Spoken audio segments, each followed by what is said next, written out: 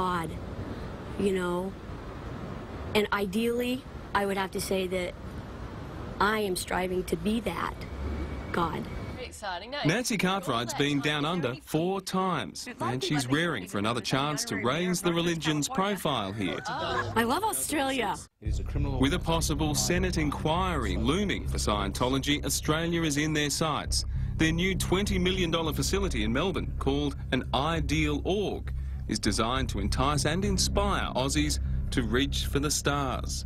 I've seen the renderings of it. I know that it's under construction right now. It's massive. It used to be a Catholic college. I'm dying to come have a look. Are you kidding? Yeah, I'd love to. Tom Cruise, John Travolta, Kirstie Alley, Juliette Lewis, Nancy Cartwright, they're all such lovely people. They don't have any experience of this. They would laugh. They say when they're told stories like this that, well, you're crazy, that's obscene, that's absurd. Well, what are you talking about? they're not allowed to hear the bad news.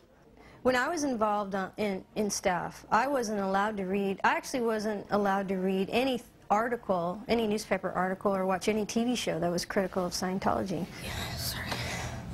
Maureen Bolstad is just one of 7 former Scientologists who fronted this press conference in Los Angeles. I couldn't help noticing the one cameraman ignoring all their stunning claims. Then why are you filming people going into the conference? It's okay. Same reason you would be. Well, but I'm not. So there is no reason I would be. What's your reason?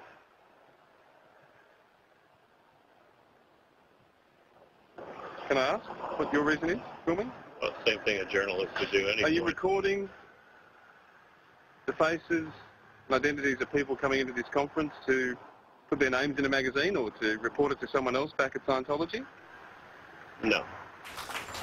Meanwhile, back inside, Laura DiCrescenzo recounted how she signed a $1 billion-year contract with Scientology at the age of 7. Later, she claims, she was forced to have an abortion. I was told by the commanding officer of my organization that she immediately started telling me that at this point the baby wasn't a baby, it was just tissue. She started pushing how important my job was, how it would be so detrimental to the organization if I were to leave, how neither me or my husband had any money, nor would we when we left if we had children. And after 2 days of this, I conceded and had an abortion.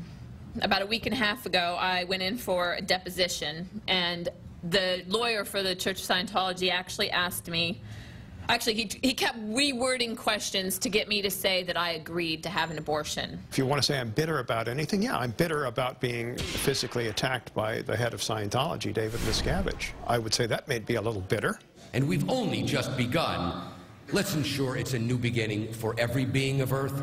I don't expect the head of a religion to physically assault and threaten his staff the way that man does.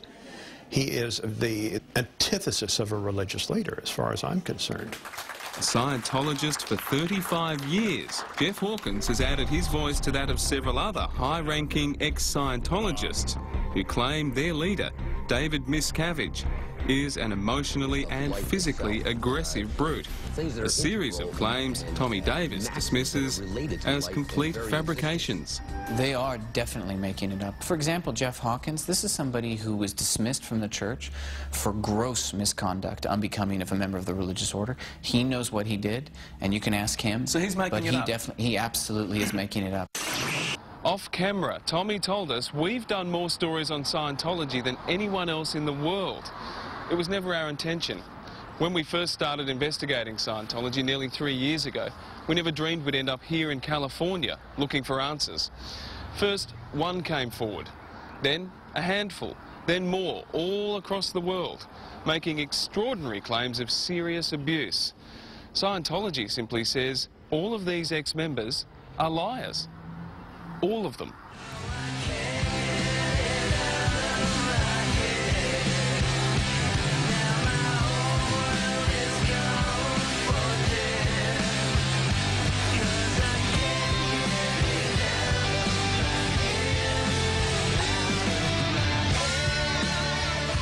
After the press conference, Scientology swung into action. They've supplied us with dirt files on 2 of the people we interviewed. It's a stark contrast to the bright, white, clean manufacturing plant just opened in LA to produce millions of books and CDs to send as far away as London, Perth, Melbourne and Sydney. Yeah, Australia. Croydon. Finally, we arrive at Mecca. This is Scientology's holiest of holies. It's called the Flag Land Base. It's in Clearwater, Florida, about a 5-hour drive from Miami. Oh, wow. So this is the Crystal Ballroom? Scientologists from around the world have to come here to study the upper levels. We weren't allowed to film in the courses room, where some were making action figures out of plasticine, while others were doing practice counselling sessions staring at stuffed clowns and animals to simulate a real person opposite. And thought actually has weight or mass to it, and so when somebody thinks of something that has potentially some significance... Thought has a weight or a mass to it. Yeah. That's a theory, though, isn't it? Well, that's how we operate in That's Scientology. a belief, yeah. That's a belief. And, but that's not been proven in science, has it? Thought doesn't have weight and mass in science. This is a religion, it's not a science. No, that's what I mean. Yeah. Supposing that thought doesn't have a weight or a mass, then that would render this machine useless. Yeah, okay. What's the point? This is just one of the 54 properties Scientology owns in Clearwater, a new $80 million facility built from the ground up. It will draw Scientologists the world over to study here while they stay at the 5-star Scientology hotel next door. It will cater for up to 5,000 followers at any one time, relieving them of their alien thetan clusters and some of their cash, hundreds, thousands of dollars a pop. I'd love to be able to show people so that people can judge for themselves whether or not you make too much money, whether or not you make money the right way, whether or not your costs are properly being spent. I guess just judge what kind of group you are. But we can't really do that. We have to take your word for it. Well, here's the thing, is that you're... Yeah, I guess so. Yeah. That's all right.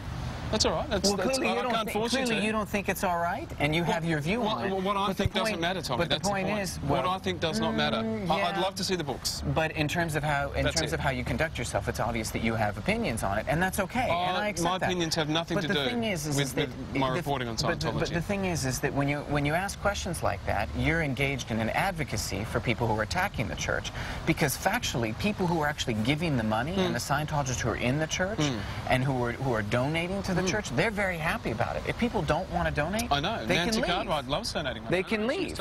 Just leave. Sounds easy, doesn't it? Some who've done it tell horror stories of being cut off from family and friends left behind, followed, threatened. Mark Headley made a break for it in 2005. They chased me down the highway as I was heading into the local town, and they insisted that I come back. They're yelling at me out the window, you got to come back, you can't leave, you know, think about what you're doing. And I just refused, continued to drive on, and they actually ran me off the road on my motorcycle. Mark left behind his wife Claire, but a few weeks later she too escaped and they remained together, trying to educate those whom they say are still trapped in a web of senseless lies. The end goal is to be, I suppose I would put it saying, like I was saying, happiness, you know, and my true selfness. Wouldn't that be cool if we were all just really functioning and there weren't any wars and we were treating each other with respect and love and we were ethical? And I mean, isn't that a world we'd all want to live in? Tommy had a camera crew filming me as I filmed him. Will they now use it to attack me? Tommy said he couldn't think how or why he would. Despite the time I've spent with Tommy, I'm left with lingering questions. The most important one is one that you, watching this, will have to answer for yourself. Who and what do you believe? In Scientology, we believe that anybody's abilities are potentially godlike. That's Brian Seymour with that exclusive look inside Scientology, and tomorrow it gets nasty. You're an advocate for the Senate. Tommy goes after Senator Nick Xenophon, calling him a liar and labelling his behaviour appalling, and the senator hits back. Senator Xenophon used parliamentary privilege to essentially call for a witch hunt and abuse that parliamentary privilege to make unsubstantiated and unsupported accusations. This is about the victims. This is about people who've been treated terribly. This is about protecting people from harm.